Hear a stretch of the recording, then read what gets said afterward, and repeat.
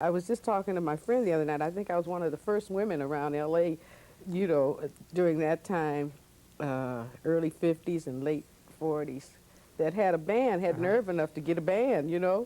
So Martha Young played piano. That was Lee and Lester Young's niece. And my brother played drums. And Walter Benton, a very fine tenor player, which you might have heard of. He's been in ill health some years recently. He played tenor, and I played alto and sang and got the gigs. All right.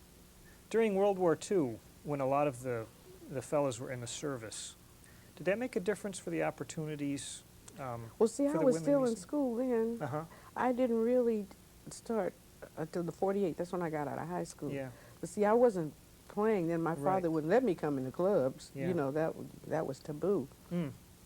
You know, at that age, I got started really like in the early 50s Yeah. and the late uh, 48, 49 is when I got my little band together. Right. And I started playing all these sorority events and things like that. Yeah. Sororities, fraternity dances. We used to play over at the place called the Alpha Bowling Club. It's a church now. And I'd play one night and Hampton Halls would have a band there the other night. And the war thing, when the war was going on, I was in school, see. Mm-hmm. So I wasn't out there trying to compete, Yeah. for jobs. My father was very active at that time, Right. you know, and he did well. So You got, Mhm. when was your first opportunity to record with? my first opportunity to record was in 1962, I believe. Um, Leonard Feather came to hear me play one time. He was very impressed with my playing. And then Art Blakey, my former husband, Richie Goldberg, is a drummer. And he knew all the musicians from back east. And when he Mhm. came out here, we married out here. And everybody would end up at our house one time or the other for me to fix spaghetti and chili and stuff. But anyway, that's when I met Art Blakey. Mhm. And Art Blakey asked me to come and sit in with him one night. And it was at a place called the Renaissance, which is now the House of Blues. And so I took my horn, and ironically, Dexter was there that night too. Ooh. And we had a great time. And Alan Douglas from United Artists was there, and he heard me, and we decided to record me for United Artists. And Leonard was in the middle of it, Mhm. and that's my first major recording. The album was called Bird Calls. It's a collector's item now. Mm-hmm. So, whatever that means. Were there opportunities that weren't available to you traveling with like perhaps big bands and so forth? Well, the only time that I really traveled with a band was much later in the late 60s when I went to Europe with Basie. Mm-hmm. And let me see, it was after Joe Williams had left, and they needed somebody that could sing the blues. Uh-huh.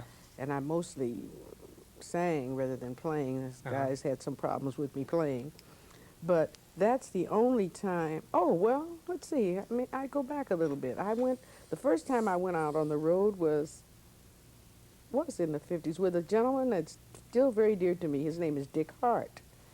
And he was very nice about really hiring women musicians, too. He'd always have a woman in the band. So I went to places like South Dakota and Montana. That was my first experience, like traveling someplace, But later on, as I said, I went with Basie on a tour of Europe in '68. Mm-hmm. We were gone. Let's see, I think I was gone for about 18 days, something like that. It's been Yeah. quite a while ago. It was great fun. Then when I went to, before that, when I first went to Europe, I went as a single, and then I played with European musicians. I was at Ronnie Scott's, and I worked 2 weeks opposite Ben Webster, and 2 weeks opposite Max Roach, then 2 weeks opposite Archie Shepp, 4 weeks opposite Coleman Hawkins. So I really had the whole history of jazz right there. You see, I went over as a singer to get around this thing they had. The British had Oh, they had a a band or something. band, Yeah, yes. So they said I was a singer. Leonard Feather told me I was a singer, you know, that played the saxophone every now and then. yeah. Uh-huh. But when I started playing, they said, the union over there said, no, you're a saxophone player, and you got to join the union. So I did. It was a pretty significant event when the two unions merged. Right, right. Some people, it seems like I've read that that wasn't a positive thing for everyone concerned. At the time, At that, there was quite a bit of confusion about it. Many of the black musicians kind of got lost in that union over there on Central Avenue, and I worked in it briefly when I was in college with Florence Cadrez. Oh gosh, now you don't have enough time for me to go there. sure I do. No, you don't. Okay.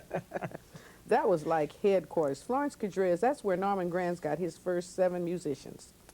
Florence Cadrez was the secretary, treasury to that union. She was a wonderful woman, piano player. She played a lot for choirs too. And she was her mother and my grandmother were very close friends. And everybody just loved Florence Cadrez. And of course, Paul Howard worked there, who later,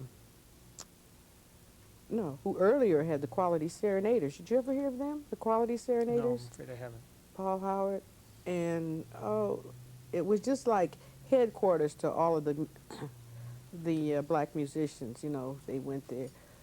And it appears as though when there was a merger, at first they kind of got lost in the shuffle, but then as time progressed and as the civil rights movement was becoming more and more prominent, they started to hire. Well, Florence worked there for a while, and Elmer Fain worked there, and Paul Howard even worked there. They took a few of the people that had been there a long time.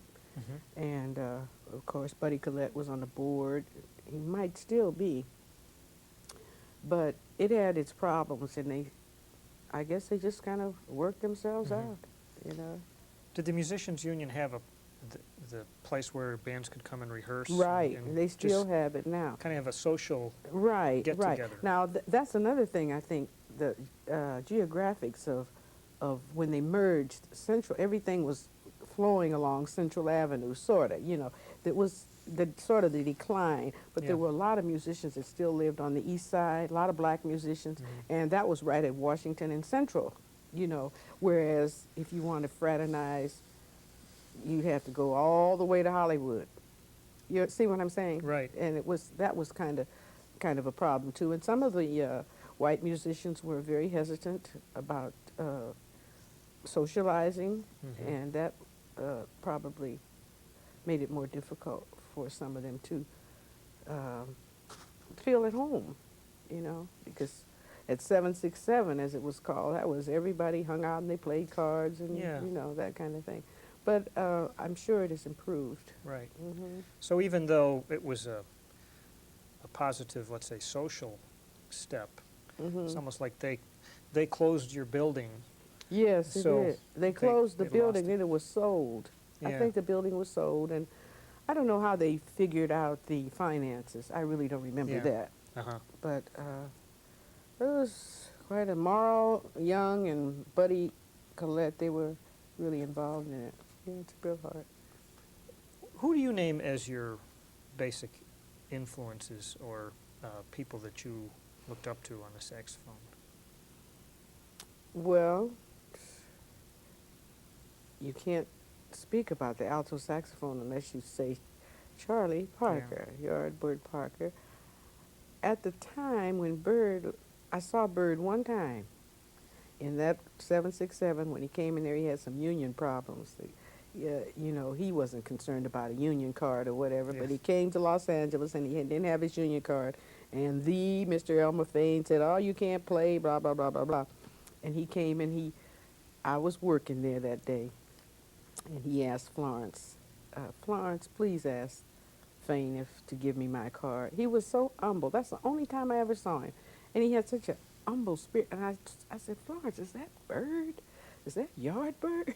Wow. She said, yeah, that's Bird. But I never got a chance to hear him play. You know, I never got a chance. But some strange way, his music was in the air, and it influenced me and Yeah. so many others. Right. And of course, I liked who was this guy? My aunt used to be Tab Smith. Tab Smith. Yeah. And Sonny Stitt was a good player. I got to know him later on. We played together one night in Chicago in the 70s. But I don't know, music, who influenced me, the whole 9 yards. It just seems like osmosis. It's just, I can't say that I tried to play like somebody or tried to sing like somebody. It just, whatever I did, it just happened, sort of, you know. I like vocalists very much because my aunt used to make us, when we had to play a solo, she used to make us learn the lyrics to the song. And she'd say, you're supposed to play like you're singing, you know. So I always did. I liked Billy Eckstine very much. And I hope that explains that. Yes, it does. Does it? And that's good advice about knowing the lyrics Yeah. to a song. Right. How do you feel about the history of how women have been treated in the world of jazz? Just like they've been treated in other professions. Not too good. Yeah. But it's improving as I see some of the younger women musicians playing. Not a whole lot, but I saw recently there were some television shows that were using an all women's band, but it was like a gimmick thing again, like going back to that gimmick thing, and I don't like that. Yeah, like Except Terry Lynn Carrington, she's a marvelous drummer. oh yeah. And there's the Bloom lady, Jane Ira Bloom. she's serious. And there's a violinist here, and I speak to her every now and then. Can't think of her name right now. I think she's out on the road with, what's this guy's name? He's real big in the new age sound. Oh, Yanni or one Yes, of those fellas? she's playing with him now. Yeah. Yanni. And of course there's Nedra Wheeler. Have you heard of Nedra? No. Oh, she's a very fine bassist. Uh-huh. Very fine bassist. She played with Elvin a couple of times when he'd come to town. Uh-huh. And she's traveled to Japan and about. But it's helped, it's improved some, but just like, I mean, for women, you know, and then the gender thing and the race aspect where black women are concerned, you know, we have 2 strikes. And but it has improved, I'll say that. The gimmick thing. You run across the mentioned- guys sometimes that don't want you to play with them, you know, but she's just, a lady was asking me that her daughter was concerned because the guys would let her play, you know. I said, well, just keep practicing, just get on up there and just play, push them out of the way. They don't want you to play, just play anyhow, you know, and you'll always have the audience on your side. So just play, practice, and get good, and the more you play, the better you'll be. Yeah. So that's it. Yeah. You have to get kind of, you don't have to particularly be masculine, but you have be to be aggressive. forceful, aggressive, that's Yeah. the word. Yeah. You have to be aggressive and say, hey, I want to be heard too, you know. I still get stubs after all these years sometimes. I just get on up there and play, and then after that, then they say, oh, okay, you know. You have to prove yourself. Right, Yeah. absolutely.